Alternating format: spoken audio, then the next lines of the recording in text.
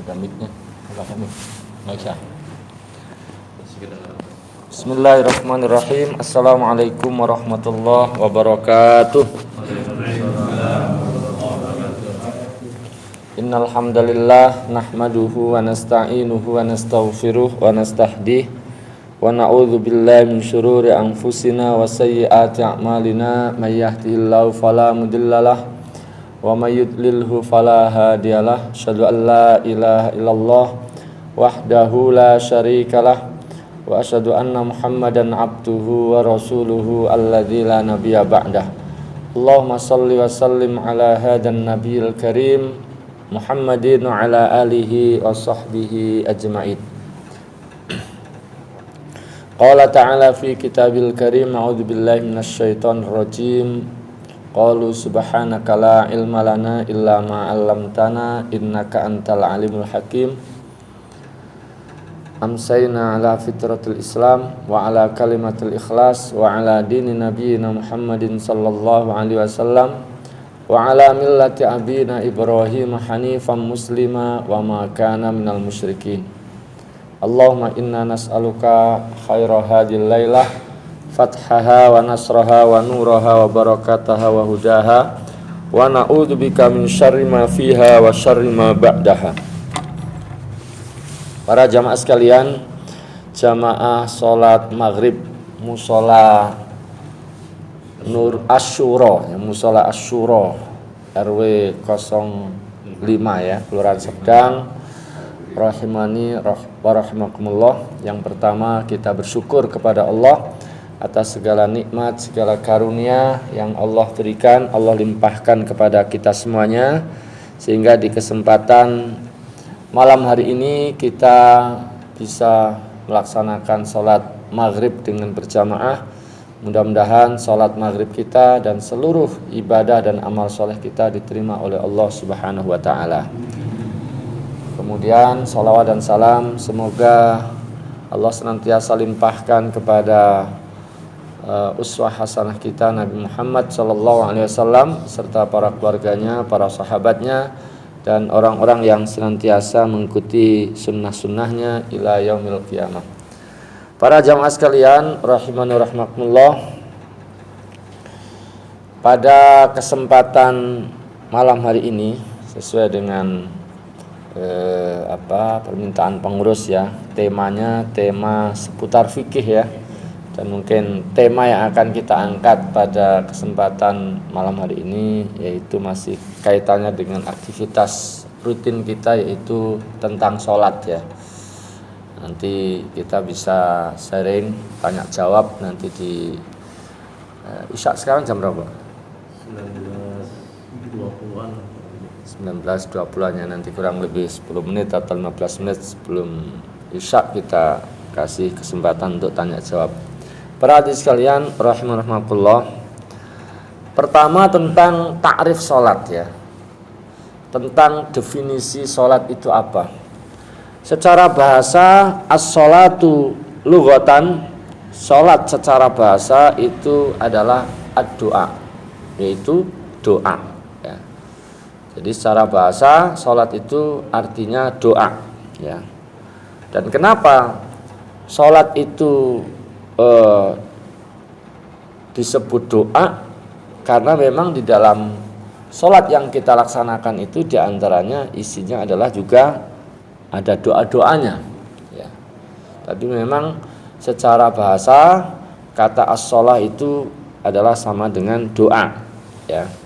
Ini sebagaimana firman Allah ya di dalam surah At-Taubah ya. Surah At-Taubah, Allah Subhanahu wa taala berfirman wa sholli alaihim. Wa sholli alaihim, dari kata salat itu ada kata sholli. Sholli itu fi'il amar ya. Nah, makna daripada sholli alaihim artinya ud'u lahum ya, ud'u lahum, doakan untuk mereka. Begitu pula Rasulullah SAW pernah mengatakan idza du'iya ahadukum falyujib, apabila salah seorang di antara kalian diundang diundang oleh sesama kaum muslimin, misalnya menghadiri walimah gitu ya, walimatul urs, maka fal yujib, maka hendaklah ya orang yang diundang tersebut datang memenuhi undangan saudaranya. Fa in kana shaiman fal yusalli, jika dia saat diundang itu dalam kondisi berpuasa, ya hendaklah dia tetap datang. Dan kalau toh tidak ikut makan karena lagi puasa, fal yusalli artinya hendaklah dia mendoakan apa? Mendoakan sahibu al-bait, ya, sahibut ta'am, orang yang ngundang tadi hendaknya didoakan mendapatkan kebaikan, mendapatkan keberkahan. Poinnya itu bukan pada undangannya, tapi pada kata-kata fal yusalli, itu maksudnya adalah doa, ya. Itu secara bahasa. Nah, salat secara istilah, ya, at-ta'abbudu lillahi ta'ala bi aqwalin wa af'alin ma'lumatin muftatahatin bit takbir muhtatamatin bit taslim ma'an niyati bi syara'id mahsusah. Bahwa salat secara istilah itu adalah bentuk peribadatan kepada Allah dengan biakwal, dengan ucapan-ucapan, wa af'al, dan juga dengan perbuatan-perbuatan maklumah, perbuatan-perbuatan tertentu, perbuatan-perbuatan sudah diketahui, ya, yang diawali dengan takbir dan ditutup dan diakhiri dengan salam. Ma'an niyah, disertai dengan niat, bisyara'ita mahsusatin, dengan syarat-syarat tertentu. Nah, itulah definisi daripada sholat. Jadi sholat itu salah satu bentuk peribadatan kita kepada Allah, ibadah kita kepada Allah. Nah, wujudnya adalah berupa ucapan-ucapan, perbuatan-perbuatan tertentu, bukan sembarang atau sesuai dengan keinginan kita, tapi sudah ditentukan dan diawali dengan takbir, ditutup atau diakhiri dengan salam, dan juga tentu disertai dengan niat, ya, dan juga terpenuhnya syarat-syarat yang sudah ditetapkan. Nah, inilah definisi daripada sholat, ya. Manzilatuha minaddin. Nah, bagaimana kedudukan sholat itu di dalam agama kita?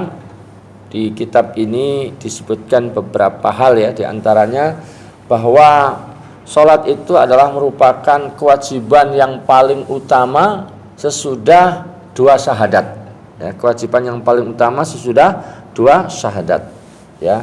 Dan sholat itu juga merupakan salah satu rukun di antara rukun Islam, ya.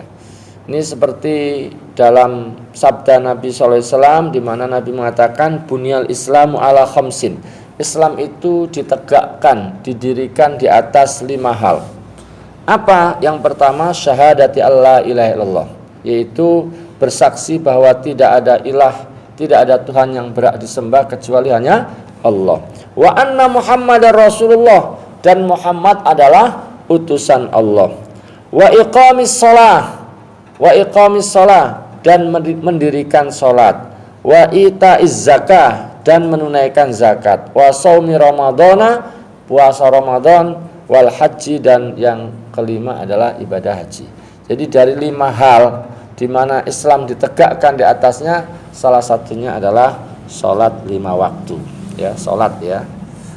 Kemudian juga menunjukkan keutamaan sholat itu bahwa Nabi itu bahkan menisbatkan kekufuran bagi orang yang tidak sholat, orang yang meninggalkan sholat, ya. Rasulullah SAW pernah mengatakan bahwa batas seseorang, ya, antara, ya, atau perjanjian antara kita dengan mereka itu sholat. Faman tarakaha faqad kafar, dalam satu riwayat, ya, siapa yang meninggalkan sholat maka dia kufur. Atau Rasulullah mengatakan inna bainar rajuli wa bainas syirki wal kufri, ya, inna bainar rajuli wa bainas syirki wal kufri tarkus shalah. Sesungguhnya batas antara seseorang dan kesyirikan serta kekufuran itu adalah meninggalkan salat. Jadi pembatasan salat ya. Yang salat berarti ya tidak kafir, yang yang tidak salat berarti kafir. Yang tidak salat berarti kafir, yang melaksanakan salat berarti ya terbebas dari kekufuran. Begitu pula bahkan para sahabat menurut Abdullah bin Syakik ya, seorang tabi'in ya, itu mengatakan kan ashabun nabi la yarawna syai'an minal a'mali tarkuhu kufrun ghairus shalah ya. Para sahabat itu tidak melihat ada sesuatu amalan yang meninggalkannya itu dianggap sebagai sebuah kekufuran selain daripada salat. Kalau meninggalkan yang lainnya itu ya dosa besar tapi tidak sampai pada derajat kekufuran. Ini beda dengan sholat ya. Meskipun nanti orang yang tidak sholat itu kita akan bahas ya. Tapi perkataan Nabi tadi itu ya, batas antara seseorang dengan kekufuran itu bab sholat, meninggalkan sholat. Para hadirin sekalian, rahimani wa rahimakumullah. Di sisi yang lainnya bahwa sholat itu oleh Rasulullah SAW juga dianggap sebagai tiang agama, sebagai tiang agama. Ya, agama itu tidak akan tegak kecuali dengan tegaknya sholat. Rasulullah mengatakan Rasul Amri al-Islam, ya, Rasul Amri al-Islam, ya, inti daripada urusan itu adalah Islam. Wa amuduhu, dan tiangnya adalah sholat. Wadirwatu sanamihi, dan puncak tertingginya adalah al jihadu fi sabilillah, yaitu jihad di jalan Allah Subhanahu wa taala. Para hadirin sekalian rahimakumullah, begitu pula Rasulullah sallallahu alaihi wasallam pernah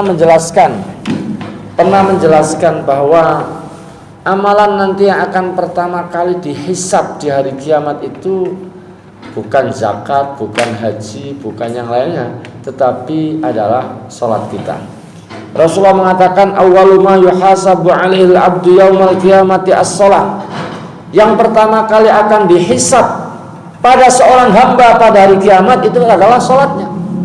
Jika salatnya baik, maka sungguh dia beruntung, sungguh dia akan lulus. Kalau ibarat ujian itu lulus, dia akan menjadi orang yang menang. Wa in fasadat, kalau sholatnya rusak, maka faqad khaba, sungguh dia telah gagal. Wa khasira, dan dia menjadi orang yang khasira, yaitu orang yang merugi. Jadi ibadah yang pertama kali akan dihisab itu adalah sholat. Kalau masalah pelanggaran, kalau masalah pidana, itu yang akan disidik duluan, yang akan dihisab duluan itu adalah masalah pertumpahan darah ya, masalah membunuh, menumpahkan darah. Tapi kalau soal ibadah yang akan disidang duluan, yang akan dihisab duluan itu adalah sholat. Para hadirin sekalian rahimakumullah, dan sholat itu adalah merupakan termasuk wasiat terakhir yang disampaikan oleh Rasulullah SAW. Jadi di detik-detik terakhir, menit-menit terakhir Rasulullah sebelum meninggal itu, di antara pesan-pesan beliau itu adalah salat ya. Beliau mengatakan as-shalah ya, diulang beberapa kali, yang menunjukkan betapa salat ini jangan sampai diabaikan, jangan sampai ditinggalkan. Bahkan dalam satu hadis itu tali Islam itu nanti akan terputus satu persatu, akan lepas satu persatu.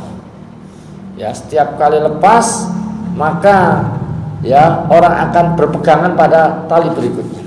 Dan yang pertama kali akan lepas duluan itu adalah hukum. Artinya nanti akan pertama kali ditinggalkan, diabaikan adalah ya komitmen terhadap syariat Allah, terhadap hukum-hukum Allah. Nah, yang paling akhir ya, yang paling ditinggalkan terakhir oleh umat itu adalah sholat ya. Kalau toh ada yang sholat, nah ini nanti sholatnya ya sholat yang tidak memenuhi kriteria untuk diterima oleh Allah Subhanahu wa taala. Kemudian di sini juga disebutkan wa hiyal ibadah al-wahidah allati la tanfaku anil mukallaf. Salat itu ibadah satu-satunya yang tidak bisa dilepaskan dari seorang hamba dalam kondisi apapun, yaitu selalu melekat pada seorang yang mukallaf. Mukallaf itu artinya orang yang dari sisi usia sudah balik, dari sisi akal dia berakal sehat, dia waras. Jadi selamanya selagi dia mukallaf, maka salat itu selalu melekat pada orang tersebut kewajibannya. Beda dengan ibadah yang lainnya, misalnya puasa. Kalau ada orang sakit, ya sudah, dia boleh tidak puasa. Kalau safar, boleh tidak puasa. Ya. Atau misalnya zakat, kalau nggak memenuhi syarat wajibnya zakat, ya nggak wajib zakat. Ya.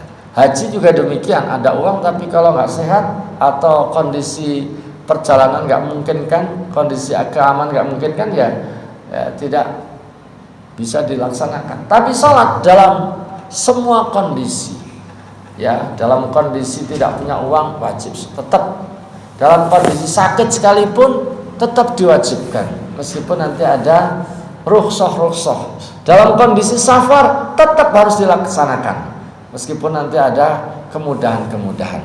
Bahkan dalam kondisi perang berkecamuk sekalipun sholat tetap dilaksanakan, meskipun nanti ada aturan-aturan yang memberikan mudah-mudahan, ya. Meskipun hanya satu rakaat, meskipun dalam prakteknya nanti ada pembagian tugas, siapa yang sholat, siapa yang berjaga, itu ada aturannya.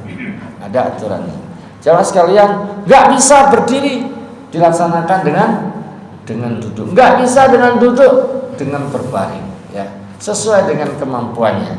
Nggak bisa dengan toharoh yang normal, wudu dengan air, maka dengan tayamum, ya, dengan tayamum. Jadi begitu banyak kemudahan diberikan agar sholat ini tetap bisa dilaksanakan, ya, tetap bisa dilaksanakan. Para hadirin sekalian rahimani wa rahimakumullah, di samping itu kalau kita perhatikan, kita bandingkan dengan ibadah-ibadah yang lainnya, lis sholati minal mazaya ma laisa li ghairiha. Salat ini memiliki keistimewaan yang tidak dimiliki oleh ibadah-ibadah lainnya. Di antaranya adalah bahwa mewajibkannya saja, menginstruksikannya saja, ini beda dengan ibadah yang lain. Kalau puasa misalnya cukup Allah turunkan, ya ayyuhalladzina amanu kutiba alaikumussyam. Ketika haji Allah cukup mengatakan walillahi 'alan nasi hajjul baiti man istata'a ilaihi sabila. Begitu pula ibadah yang lain. Tapi untuk sholat, ya, maka ya disampaikan secara langsung, dan ini kita kenal dalam peristiwa Isra dan Mi'raj, ya. Jadi disampaikan secara langsung. Nanti rinciannya baru kemudian ada pendelegasian, ya, melalui malaikat. Tapi instruksi sholatnya itu adalah disampaikan secara langsung oleh Allah Subhanahu wa taala. Para hadirin sekalian rahimakumullah. Kemudian di sini juga dikatakan annaha aktsarul faraidi dzikran fil Qur'anil Karim. Salat itu adalah merupakan kewajiban yang paling banyak disebut dalam Quran. Di antara kewajiban-kewajiban hal-hal yang difardukan itu yang paling banyak disebut adalah as-shalah. Dan yang paling pertama difardukan kepada hamba Allah, kepada orang-orang yang beriman adalah salat. Kalau puasa atau azan atau yang lainnya itu belakangan, ya, atau setelah hijrah. Tapi kalau salat itu bahkan sebelum hijrah itu sudah ada syariat salat. Para hadirin sekalian rahimakumullah. Kalau ibadah yang lainnya fardunya ada yang hanya pada bulan tertentu, bulan Ramadan, puasa. Ibadah yang lainnya setahun sekali. Ibadah yang lainnya seumur hidup sekali. Tapi untuk sholat paling banyak sehari semalam 5 kali. Belum lagi ditambah dengan anjuran-anjuran untuk melaksanakan sholat sunnah, ya. Begitu pula para hadirin sekalian, kalau kita perhatikan, ya, ini berkaitan dengan banyaknya penyebutan, ya, sholat dalam Quran ada nanti dikaitkan dengan zakat, ada yang dikaitkan dengan misalnya kurban, fasholli lirabbika wanhar, ada yang dikaitkan dengan ibadah-ibadah yang lainnya. Jadi banyak sekali penyebutan as-shalah itu dalam Al-Quran. Baik, para hadirin sekalian rahimakumullah, mu'allif kitab ini mengatakan as-shalatu qismani. Salat itu ada dua, ya, fardun wa tatawwu'un. Ada yang fardu, ada pula yang tatawwu, ada yang sunnah, ya. Wal fardu, yang dimaksud fardu adalah huwallazi, ya, man tarakahu 'amidan kana asyan lillahi azza wa jalla. Yang disebut fardu itu adalah sesuatu yang ketika seseorang meninggalkan dengan sengaja dianggap sebagai maksiat kepada Allah. Jadi kalau ditinggalkan dengan sengaja maka dianggap sebagai bentuk kemaksiatan. Beda dengan yang sifatnya sunnah, meninggalkan dengan sengaja kalau dari sisi fikih tidak dianggap sebagai kemaksiatan. Tapi yang fardu kalau meninggalkan dengan sengaja maka dianggap sebagai bentuk kemaksiatan kepada Allah Subhanahu wa taala. Dan yang fardu ini ada yang fardu ain. Fardu ain artinya masing-masing kita, ya, masing-masing orang yang sudah balik, berakal sehat, laki-laki maupun perempuan, merdeka atau budak, maka wajib. Ini namanya fardu ain. Nah, ada juga yang fardu itu kategorinya fardu kifayah. Fardu kifayah yaitu satu kewajiban yang ketika sebagian orang sudah melaksanakannya, maka bagi yang lainnya tidak lagi menjadi kewajiban. Contoh yang paling gampang adalah sholat jenazah. Ini hukumnya fardu kifayah. Para hadirin sekalian rahimakumullah, kita akan fokus pada sholat 5 waktu. Ini tadi muqaddimah tentang sholat, ya. Nah, terkait dengan sholat 5 waktu ini, mu'allif kitab ini membahas tentang hukmu tarikis sholat, hukum orang yang tidak sholat. Apa statusnya, apa hukum bagi orang yang tidak sholat. Mu'allif kitab ini menjelaskan ada 2 kategori. Ada orang yang tidak sholat itu karena mengingkari fardunya, karena menentang kewajibannya. Setelah dibacakan ayat-ayatnya yang menjelaskan, menunjukkan tentang fardunya sholat, telah dijelaskan hadis-hadis Nabi tentang fardunya sholat, dia ingkar, dia menolak kewajiban itu. Maka orang yang seperti itu, orang yang tidak sholat karena pengingkaran akan fardunya, akan kewajibannya, fahuwa kafirun murtadun bi ijma'il muslim, dihukumi kafir, dihukumi telah keluar dari Islam. Maka orang yang nggak sholat ini kalau karena penentangan, statusnya adalah dianggap sebagai orang kafir dan murtad, ya. Nanti berlaku hukum-hukum kafiran, hukum-hukum kemurtadan, ada kaitannya dengan perwalian, ada kaitannya dengan warisan, ada kaitannya dengan kalau mati soal bagaimana memperlakukannya, bagaimana di mana menguburkannya, dan seterusnya. Berlakulah hukum-hukum seperti itu. Para hadirin sekalian rahimakumullah, tentu dalam hal yang seperti ini bukan pribadi-pribadi yang kemudian memvonisnya, ya. Harus ada orang-orang yang punya wewenang yang kemudian memastikan akan hal tersebut, ya. Bahkan kalau misalnya syariat itu diterapkan secara komprehensif gitu, ya, termasuk dalam bab ini, orang itu diterangkan, diminta taubat, diminta menyadari kesalahannya, kalau tidak distatuskan sebagai orang yang riddah, orang yang murtad, dan nanti ada hukuman terkait dengan orang yang murtad itu, ya. Dan berlakulah hukum-hukum murtadin, berlakulah hukum-hukum murtadin. Ya, utamanya kalau orang ini dari sejak awal hidup di tengah kaum muslimin.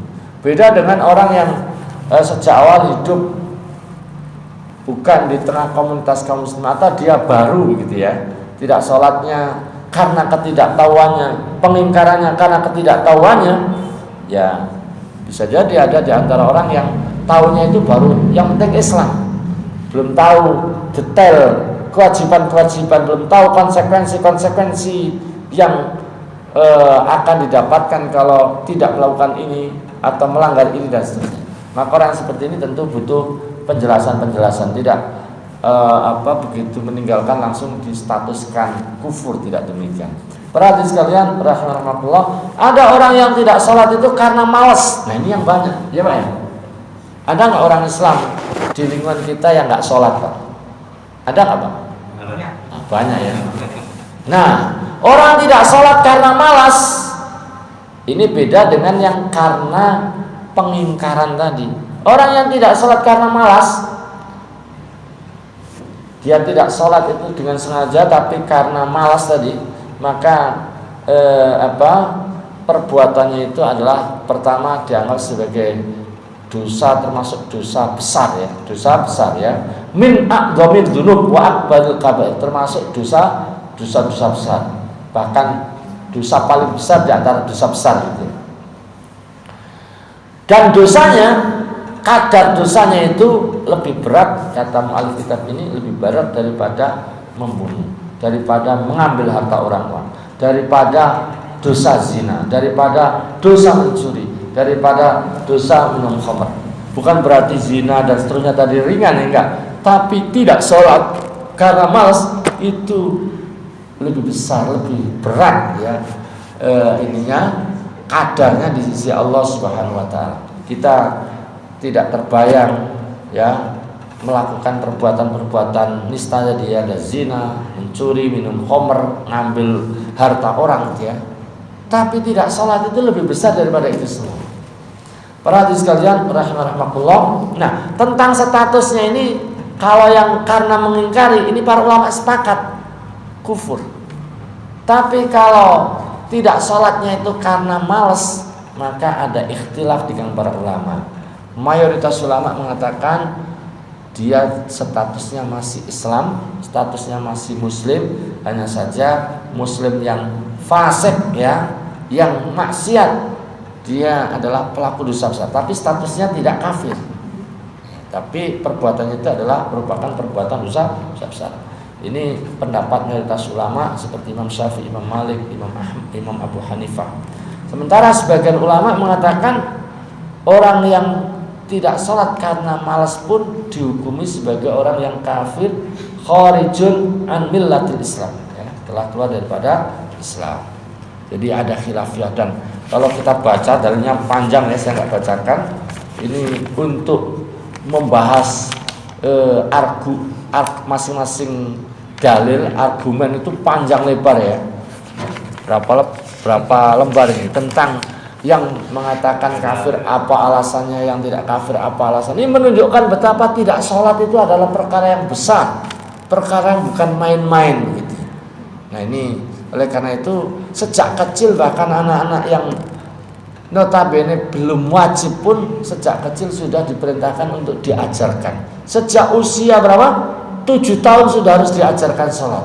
Kalau usia 10 tahun ya, dari 7 tahun sudah diajarkan sholat, usia 10 tahun disuruh sholat nggak mau, bahkan diizinkan untuk memberikan sanksi, memberikan hukuman ya, memukul. Tentu memukul di sini konteksnya mendidik, tidak dalam konteks mencelakai atau menyiksa, tetapi lebih kepada memberikan sanksi ya, agar tidak terbiasa meninggalkan satu kewajiban yang besar ini. Para hadirin sekalian, rahimanillah. Nah ini berkaitan dengan hukum orang yang tidak sholat ya, hukum orang yang tidak sholat, secara statusnya itu bagaimana? Para hadirin sekalian, rahimanillah. Kemudian di sini juga dibahas tentang adadul faraid. Adadul faraid, jumlah sholat yang difardukan itu berapa? Ya, sebagaimana kita ketahui, tatkala sholat pertama kali diperintahkan kepada Nabi Muhammad SAW itu adalah 50 kali. Tapi kemudian atas masukan, atas usulan dari Nabi Musa, maka Nabi Muhammad SAW minta dispensasi, minta rukhsah, minta pengurangan. Yang tadinya 50 menjadi 5 kali ya, 5 kali. Tapi ketetapan di Lauhul Mahfuz, di Ummul Kitab ya itu 50. Tapi yang kemudian difardukan kepada Nabi Muhammad itu adalah 5. Oleh karena itu kemudian ya meskipun kita melaksanakannya 5, itu nilainya seperti melaksanakan 50. Karena di dalam agama kita itu setiap satu kebaikan itu dilipat gandakan menjadi 10. Jadi setiap kebaikan pada umumnya itu digandakan oleh Allah dinilai 10 kali lipat. Para hadirin sekalian rahimani rahimakumullah. Nah, nanti selanjutnya di sini dibahas tentang mawaqitus shalah. Ya ini agak mungkin kita nanti akan lompat saja karena panjang dan mungkin kalau ada pertanyaan aja silahkan. Nanti kemudian ada pembahasan tentang kaitannya dengan mawaqit itu kaitannya dengan azan. Di sela pembahasan salat itu ada bahasan tentang azan, baru nanti bicara tentang rukun-rukun, sunnah-sunnah, ya wajib-wajib salat dan seterusnya. Para hadirin sekalian rahimakumullah, mungkin sampai di sini dulu. Ada pertanyaan, ada yang ingin disampaikan Pak seputar salat, baik yang sudah disampaikan ataupun yang belum, silakan. Biar enggak saya ngomong tapi mungkin lebih pada pertanyaan. Silakan. Tadi Pak Ustaz mengatakan bahwa perintah haji ada di dalam Al-Quran ya. Perintah puasa, perintah sholatnya katanya tadi langsung dari waktu Isra Mi'raj. Jadi memang tidak ada di dalam Al-Quran. Ada di Quran, ada wa aqimus sholata wa atuz zakah, ada perintah-perintah ya. Tapi di samping perintah di dalam Quran ada, tapi juga dipanggil dalam peristiwa Isra dan Mi'raj itu ya. Jadi itu yang membedakan antara ibadah yang lainnya. Kalau yang lainnya kan cukup dengan turunnya wahyu saja melalui Jibril, yaitu misalnya puasa ya surah Al-Baqarah ayat 183, ya ayyuhalladzina amanu kutiba alaikumusyamu kama kutiba alal ladzina min qablikum la'allakum tattaqun. Perintah haji walillahi 'alan nasi hajjul baiti man istata'a ilaihi sabila. Perintah misalnya syariat warisan ya dalam surah An-Nisa 11-12 itu. Tapi untuk sholat di samping ada di Quran, ada wahyu yang diturunkan, juga Rasulullah SAW ya mi'rajkan ya, mi'rajkan, bahkan menembus dari langit pertama, kedua, ketiga sampai ketujuh, sampai kemudian Sidratul Muntaha, sampai dalam batas Rasulullah mendengar suara pena ya, karena ada satu riwayat yang menyebutkan makhluk yang pertama kali diciptakan oleh Allah itu pena, Pak.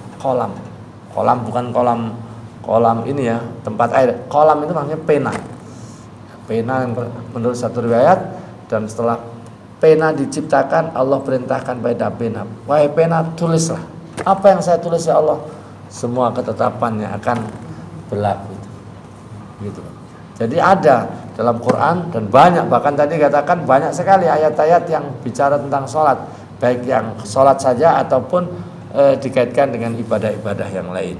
Tapi di samping itu juga dipanggil, dimi'rajkan. Kalau Isra kan dari Masjidil Haram ke Masjidil Aqsa, dan Mi'raj ke atasnya. Allah. Kalau dalilnya tadi 50 terus 5 itu dari apa? Hadis. Dalam sebuah hadis ya. Dalam sebuah hadis itu di sini diantaranya begini. Hadis Anas bin Malik. An Anas ibni Malik ya, anna shalah furidat ala nabi lailata usriya bi khamsin ya.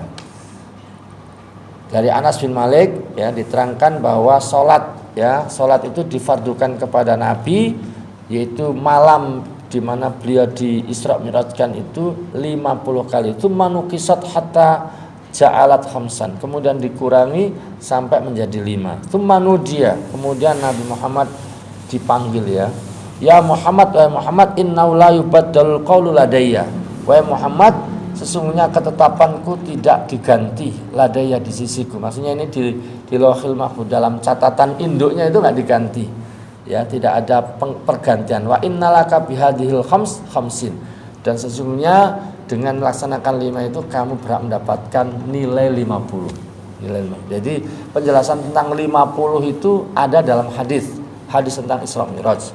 Tapi tentang sholat, instruksi sholatnya, perintah sholatnya ya ada di Quran. Termasuk ada sebagian orang mengatakan, oh di Quran itu nggak ada penjelasan tentang rincian sholat zuhur, asar, maghrib, isya 5 kali itu nggak ada. Tapi kalau saya baca dalam kitab ini ada. Ibnu Abbas radhiyallahu anhu itu pernah ditanya, hal tajidus sholawat al-khams fil Quran? Apakah kamu ya mendapatkan atau bisa menjelaskan tentang sholat 5 waktu di dalam Quran? Kata Ibnu Abbas, na'am, saya bisa menunjukkan. Kemudian beliau membacakan di dalam Al-Quran ya. Ini nggak disebutkan ayatnya, tapi saya bisa hadirkan ya.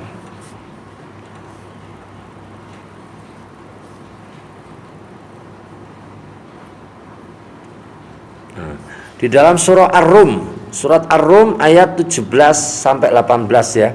Fasubhanallahi hina tumsun. Tumsun itu kata Ibnu Abbas salat maghrib.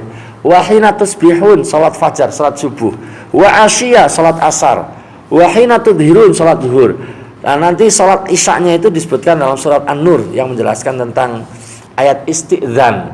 Istidzan, orang tua itu harus ngajarin anak untuk agar minta izin ketika masuk kamar orang tua. Itu salah satunya menyebutkan wa mim ba'di sholatil isya. Jadi kalau dia mengatakan di Quran itu enggak menyebutkan 5 waktu itu kata Ibnu Abbas enggak benar, itu ada. Yaitu pertama dalam surah Ar-Rum ayat 17 18 ditambah lagi sama surah An-Nur ayat 58. Begitu, Pak. Jadi penjelasan tentang 50 menjadi 5 itu adanya dalam hadis ya. Makanya kita wajib mengimani dua-duanya, wajib menggunakannya dua-duanya ya, menjadikan dua-duanya sebagai patokan kehidupan kita.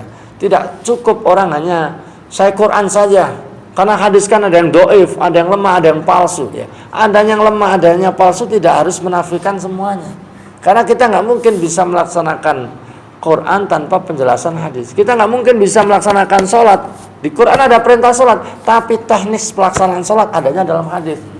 Ya, adanya dalam hadis. Begitu pula misalnya haji instruksi umumnya ada dalam Quran, tapi teknis pelaksananya ada dalam perilaku Nabi.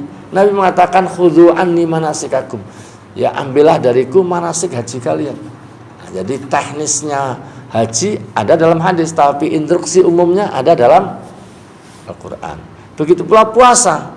Puasa ada kutiba alaikumusiyam itu yang sering kita dengar itu. Tapi nanti bagaimana puasa? Kapan bukanya? Kapan sahurnya? Ya, apa adab-adabnya? Apa yang disunahkannya? Itu adanya dalam hadis. Adanya dalam hadis. Begitu, Pak. Allah. Baik, ada lagi, Pak? Ya, silakan, Pak. Memang kita beberapa kali melihat ada orang itu kadang-kadang tidak melihat kebiasaan atau halangan dalam sholat seperti akhir setelah sholat asar, ya kan?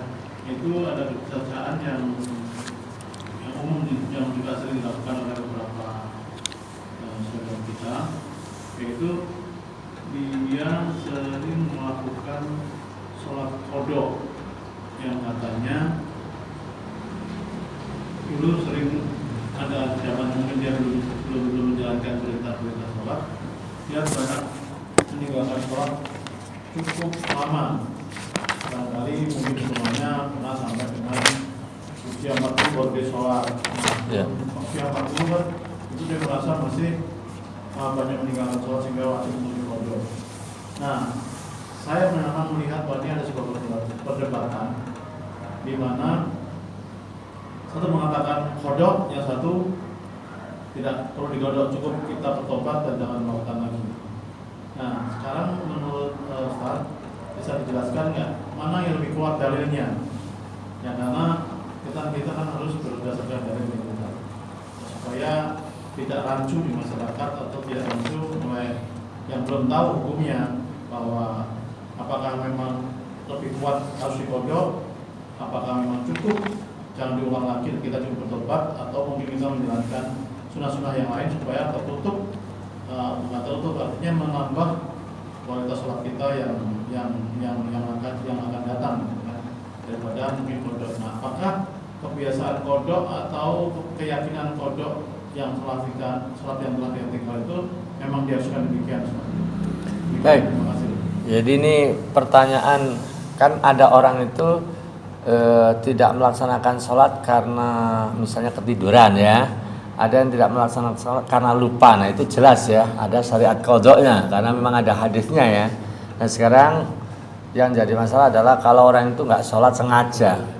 Ya sebenarnya udah dikasih tahu sih, cuma karena mungkin dominan ngeremehinya, dominan malasnya, dominan pergaulan yang nggak terlalu peduli dengan sholat itu lebih kuat daripada dorongan keimanannya. Akhirnya masa remaja mungkin ada sekian masa di mana sholatnya itu kadang bolong-bolong atau bahkan mungkin sehari kadang nggak sholat juga. Nah taruhlah ada yang bahkan yang bertahun-tahun. Nah memang masalah ini masalah khilafiyah Pak. Masalah khilafiyah, saya punya kitab ini ya, kitab Shahih Fiqh Sunnah disusun oleh Abu Malik Salim, dan pertanyaan Bapak itu ada di kitab ini jilid 1 di halaman 260 ya. Penyusun kitab ini cenderung kepada pendapat bahwa orang yang tidak sholat karena sengaja tanpa udzur apapun, ya, sengaja nggak sholat ya memang bukan karena ketiduran, bukan karena lupa, ya nggak sholat aja, dia udah diajak nggak sholat, lagi malas gitu, lagi malas atau apalah begitu, pokoknya ya akhirnya nggak sholat ya, padahal nggak ada udzur apa-apa. Maka kalau menurut mu'alif kitab ini, beliau cenderung pada pendapat bahwa tidak wajib qadha dan nggak sah qadha gitu. Menurut kitab ini, mu'alif kitab ini ya, la tasihhu ya. Jadi di sini katakan yatafarra'u 'alal qawli bi anna man taraka shalah muta'ammidan li ghairi udrin hatta kharaja waqtuha la yajibu 'alaihi qada'uha wa la tasihhu minhu. Jadi ini sebenarnya ada pembahasan sebelumnya, terus cabang dari permasalahan itu adalah pembahasan tentang orang yang nggak sholat tanpa udzur. Nah beliau mengatakan bahwa orang yang seperti itu, yang tidak sholat karena tidak ada udzur itu tidak wajib qadha, dan bahkan beliau katakan tidak sah. Anna man daya shalah zamanan min umri tumataba ilallahi wastaqama ala diniyah, kewajiban dia taubat terus istiqamah di atas agamanya. Fa inna la yusalli ma fatau, dan dia tidak perlu sholat apa yang sudah terlewatkan. Sawaun kulna bi kufri halatarki aula, baik menurut yang berpendapat tidak sholat tadi itu kafir atau yang tidak kafir, pokoknya nggak usah sholat, ya sudah taubat istiqomah, udah jangan diulang lagi. Ini pendapat beliau. Tapi meskipun mu'alif kitab ini punya pendapat itu, beliau tetap mengatakan khilafan lil jumhur, berbeda dengan pendapat mayoritas ulama. Ya, mayoritas ulama berpendapat ya adalah fa innahum yujibuna alaihi qadha. Para mayoritas ulama itu berpendapat mewajibkan qadha jami' as-salawat allati fatatuh, yaitu semua salat yang pernah. Jadi kalau ada yang qadha, ini juga bukan pendapat kaleng-kaleng juga sih. Ini pendapat mayoritas ulama. Meskipun mu'alif kitab ini lebih cenderung kepada, menurut beliau lebih kuat tidak ada qadha. Karena kan ada hadis tentang kunna nu'maru bi qadha'is syiyam wa la nu'maru bi qadha'is shalah. Kami diperintahkan mengqadha puasa, tapi kami tidak diperintahkan mengqadha salat. Itu hadis itu diantara pegangannya. Tapi ya pendapat mayoritas ulama ya itu mengatakan dan mengharuskan qadha semua salat yang, jadi ya dia harus kira-kira memperkirakan berapa tahun, 10 tahun ini. Nah ini pendapat mayoritas ulama Pak, pendapat mayoritas ulama. Nah itu pertama ya, jadi memang masalah ini khilafiyah. Jadi kalau ada orang yang nggak qadha ya benar juga, Karena juga punya alasan. Yang qadha juga itu ngikuti pendapat para mayoritas ulama bahkan. Beliau di tengah punya pendapat itu tetap jujur mengatakan berbeda dengan pendapat mayoritas ulama yang mengharuskan qadha. Meskipun tadi saya perhatikan itu tidak selalu pendapat mayoritas ulama beliau ikuti. Tetap lebih karena seorang alim itu kadang memang tidak tergantung dengan banyak yang berpendapat, tapi analisa dalil tadi itu menurut beliau mana yang kuat. Itu kewajiban ulama begitu, tapi kita kadang kan kita bukan ulama ya, maka kita ngikutin satu pendapat tapi juga tetap harus menghormati pendapat kita bukan ulama ya. Kalau ulama mungkin kita bisa, menurut saya begini argumentasi. Nah, kita kan hanya membaca pendapat. Jadi oleh karena itu sekali lagi, kalau yang nggak mengqadha ya benar, ada pendapat itu dan cukup argumentatif juga. Nah yang berpendapat qadha juga itu mengikuti pendapat mayoritas ulama. Yang kedua yang ingin diterangkan, innal hukma ala man taraka shalah hatta kharaja min ghairi udrin bi adami qadha laysa takhfifan alai. Sesungguhnya pendapat yang mengatakan bahwa orang yang nggak sholat dengan sengaja sampai bertahun-tahun, sampai waktunya lewat, terus kita hukumi tidak wajib qadha, itu sebenarnya bukan keringanan sebenarnya. Jadi ini bukan kabar gembira sebenarnya, ini bukan bentuk keringanan asik nggak usah qadha, bukan. Wa inna ma huwa fil haqiqah tangkilun wa sukhtun li fi'lihi. Ini sebagai sebuah bentuk apa ya? Kemurkaan atas perbuatannya. Dia merasa terbebani, merasa bersalah, dan dia tahu persis itu perbuatan dosa besar. Jangankan sampai bertahun-tahun, sekali saja itu sangat besar, lebih besar daripada zina. Dia pengen qadha tapi nggak ada celah, nggak ada aturan qadhanya gitu. Ibaratnya mau nggak ada, memang nggak ada undang-undangnya untuk qadha ya. Tapi itu jadi tanggungan. Nah, jadi tanggungan. Jadi beban dosa. Jadi beban dosa. Fal itsmu la yasqutu anhu wa in shallaha alf marra ba'da waqtiha. Dosanya tidak gugur meskipun dia sholat 1000 kali sesudah waktunya. Illa yatuba ilallahi ta'ala wa yastaghfiruh. Nah, ini pendapat yang mengatakan tidak qadha itu, ini sebenarnya bukan bentuk peringanan, bukan bentuk dispensasi. Tapi ini lebih kepada ya sudah, kamu harus banyak taubat. Banyak taubat karena sebenarnya ini besar sekali, apalagi sampai bertahun-tahun gitu ya. Harus jangan sampai santai-santai gitu ya.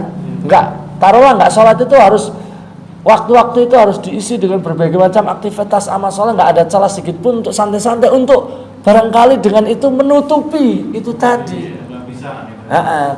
Ini usaha saja, berharap mudah-mudahan Allah sayang sama kita terus mengampuni. Padahal ini nggak sholat sekali itu sungguh luar biasa. Jadi sebenarnya ini sama, semangatnya sama. Yang satu itu memberikan celah untuk nutupi tadi itu, ya tentu dengan alasannya ya Pak ya.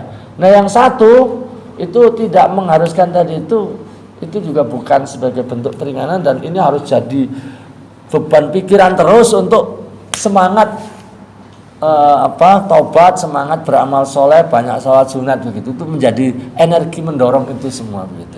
Tadi Ustaz menyampaikan bahwa mayoritas itu kan bukan berarti sebuah kebenaran juga. Ya artinya kan mana yang lebih kuat dalilnya itu. Jadi harusnya pendapat ulama atau pendapat siapapun yang bertentangan dengan dalil atau hadis Rasulullah Rasulullah, tentunya itu kan harus dipikirkan. Ya. Makanya beliau, saya katakan tadi, mu'alif kitab ini cenderung tidak. Ya. Jadi lebih merojihkan, lebih menguatkan yang tidak. Karena ada dasarnya tadi. Ya.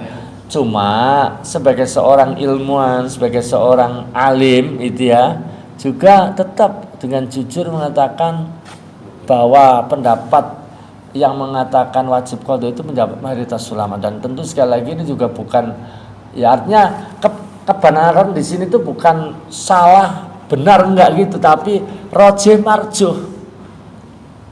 Tingkat masing-masing punya sisi kebenarannya, cuma mana yang lebih kuat ini tergantung yang ngomong juga, tergantung yang membawakan. Kalau beliau yang membawakan ya ini, tapi kalau ulama yang ini ya, nah jadi Makanya kebenaran di sini bukan hitam putih, tapi lebih kepada menurut beliau 70-30 atau 60-40 begitu Pak.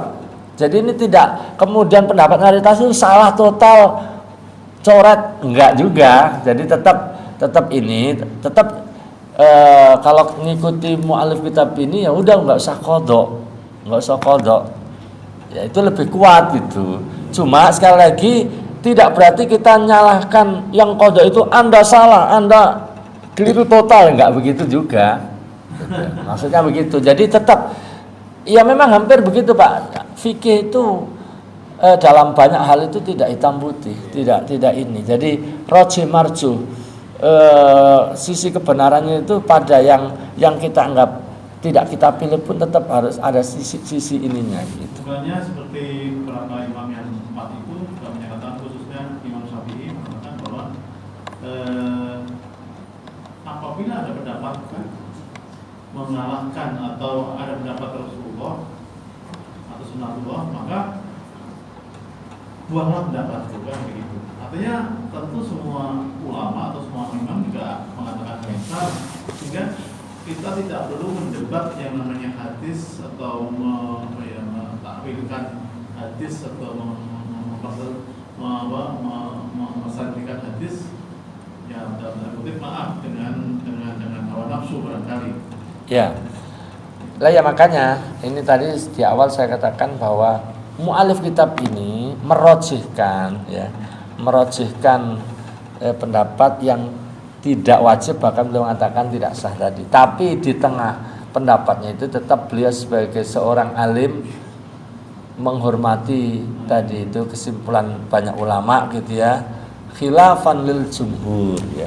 Dan itu dalam beberapa kasus, misalnya dalam soal membaca Quran untuk orang meninggal, mu'alif kitab ini cenderung pada tidak, tapi beliau juga tetap khilafan lil jumhur. Jumhur ulama mengatakan sampai gitu. Jadi artinya bahwa masalah ini itu memang harus tetap dipandang sebagai masalah khilafiyah yang artinya kita memilih satu, tapi kita tidak terus kemudian mensalahkan 100%. Jadi tetap punya sisi-sisinya. Bukan artinya yang mengkodok itu bukan aliran sesat juga gitu. Tidak sampai. Artinya itu menurut Ustaz, apakah itu dalam faktor kehati-hatian atau kan kadang-kadang kan kita diminta untuk mengingatkan ketika ada sesuatu amal yang salah atau yang tidak sesuai dengan contoh Rasulullah dan para sahabat. Nah, namun ketika kita diam atau membiarkan, berarti kan kita memberikan sebuah kesalahan. Kalau ya ini tidak sampai pada ini, tapi memang sekali lagi ini ada masalah ini tuh masalah tetap harus dipandang masalah khilafiyah Pak intinya. Jadi di tengah masalah khilafiyah itu tentu tetap kita harus memilih yang rojih ya. Makanya di Muhammadiyah itu sendiri ada majelis tarjih gitu ya. Jadi itu untuk menimbang-nimbang dari berbagai macam masalah itu. Karena kadang-kadang itu kayak mirip-mirip gitu. Ini antara ini kayak ini kalau dilihat baca alasannya kayak benar, ini kayak salah. Seperti tadi tidak sholat itu kalau baca alasan orang yang mengatakan kafir, kayak benar-benar. Tapi kalau baca alasannya nggak mengatakan kafir, juga kayak punya sisi benaran juga Pak. Cuma akhirnya mana yang ditimbang, mana yang kemudian dirojikan. Menurut mu'alif kitab ini lebih rojih malah mengatakan yang kafir, tapi yang berpendapat tidak kafir itu ya mayoritas ulama. Jadi artinya bahwa masalah ini kalau saya pribadi Pak tetap ya dengan sikap yang saya baca, kesimpulan yang saya baca ini masalah khilafiyah. Masalah khilafiyah saya pribadi juga mungkin saja saya dulu ya, saya nggak memastikan, saya nggak pernah meninggalkan sholat di waktu remaja.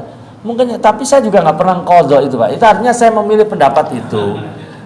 Tapi sebagai ini kita juga masa menafikan beliau-beliau ini juga ahli hadis, ahli ini gitu ya. Jadi begitu Pak. Jadi tetap itu. Imam Syafi'i itu ahli-ahli hadis semua.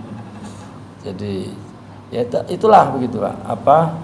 Hampir masalah fikih itu ada khilafiyah. Gitu.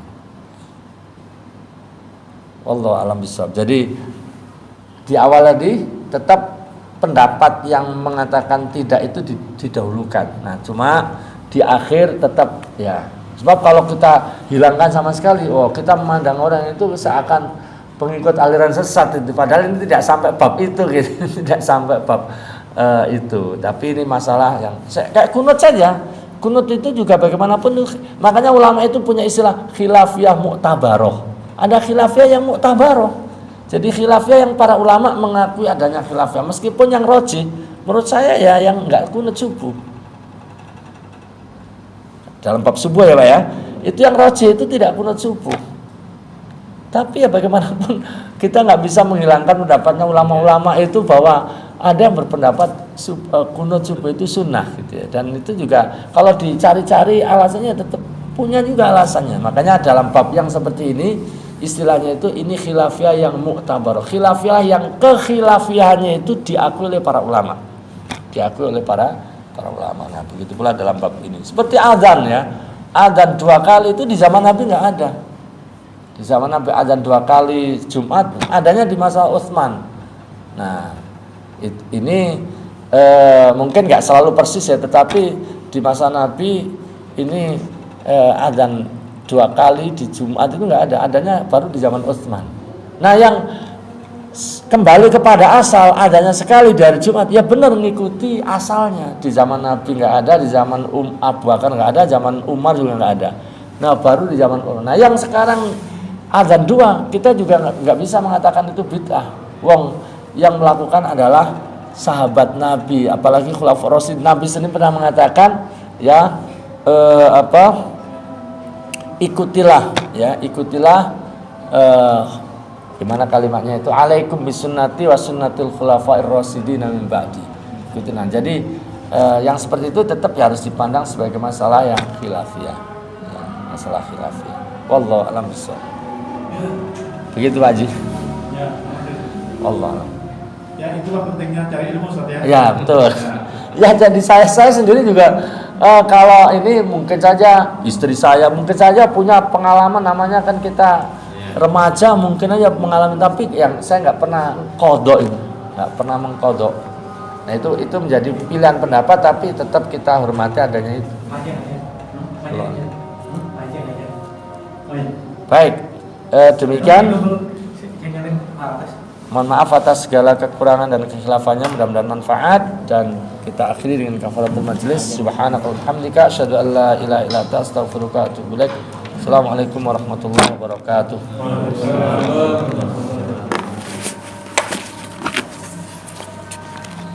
Allahu akbar.